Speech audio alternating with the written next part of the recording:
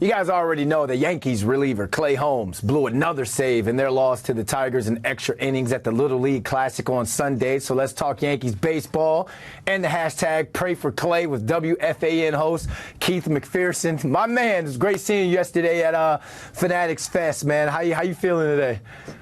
Yeah, it was good seeing you as well. I was locked in. I was live on air, WFAN, and dealing with the live show. But I saw you and your son pop in real quick. So thanks for stopping by, and thanks for having me today. You know we had to show some love. Let's get straight into these back-to-back losses for the Yankees to the Tigers over the weekend.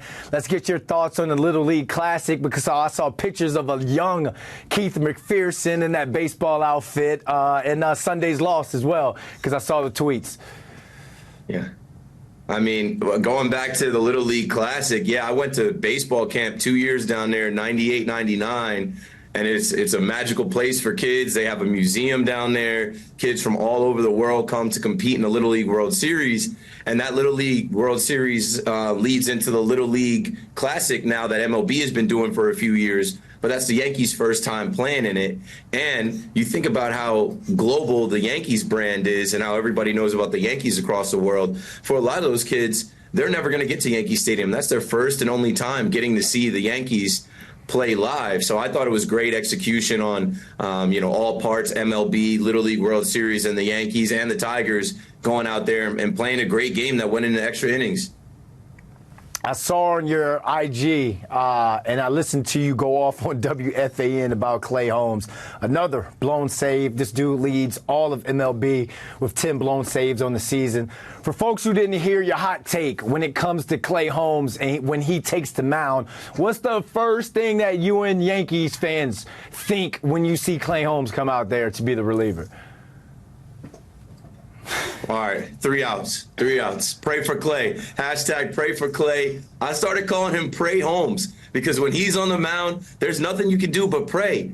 The Yankees GM, Brian Cashman, the Yankees manager, Aaron Boone, the Yankees captain, Aaron Judge, have all come out to endorse this guy over and over and over again. And my take on WFAN, that people, I don't know, a couple months ago now or a month ago in early July, that some people were like, oh, don't overreact, it's not on Clay, or oh, he's got good stuff, the defense has to be better behind him. My take was, if that's your closer, you don't plan on winning in October, because he's not like that. He's not shut down. He's cardiac Clay. He's shaky, and he leads the league in blown saves. How do you lead the league in blown saves and your job is safe? You're untouchable. I don't understand.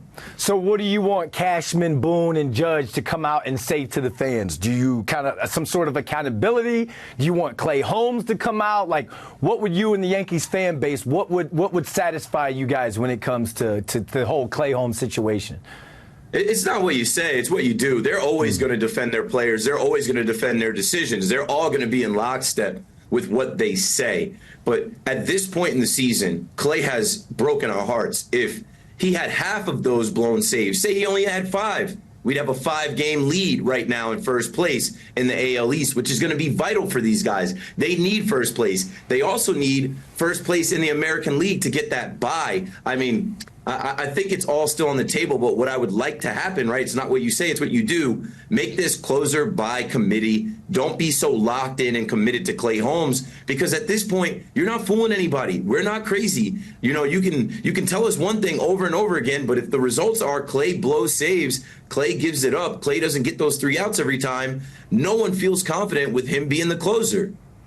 It may not be a Cashman or Boone or a Judge that says something. You think about Marcus Stroman, how pissed off he probably was after 6 scoreless innings not to get the W on the night. It may be one of the players, maybe one of the starting pitchers may come out, say something if they hit some sort of rocky patch.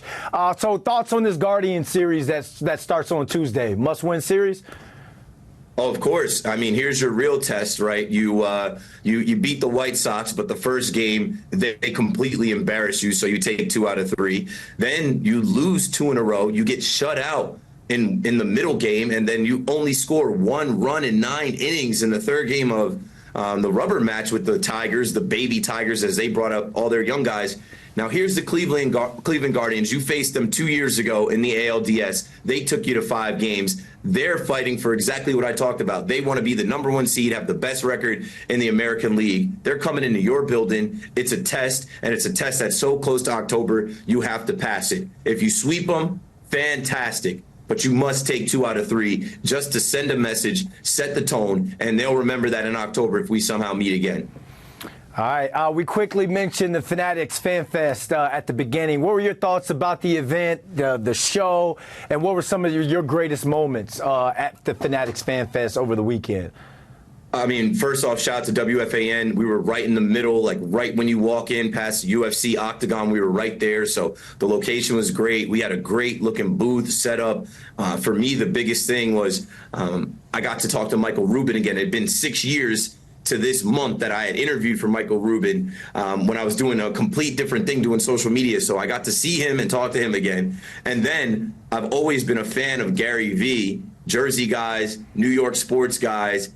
He's a motivational speaker. I hope to one day do some motivational speaking. Somebody got him to jump on my show live. So I got to meet him and interview him live on WFAN. I got to see everyone from Allen Iverson to Tom Brady, Derek Jeter, KD, Wale, DJ Khaled, and of course, Jay-Z was right behind us at the 40-40 Club. Yeah. I thought all the giveaways, all the influencers, streamers, and different people that they brought in there were just fantastic. For 3 days, I had no idea what I was walking into, and I left completely blown away. Yeah, Derek Jeter on Friday. Would have loved to seen like an Aaron Judge or one of those guys there, but obviously they had to go play. But Fanatics Fest, man, great time. It was great seeing you as well, and congratulations on the success of the show there, and thanks for hopping on with us today, man.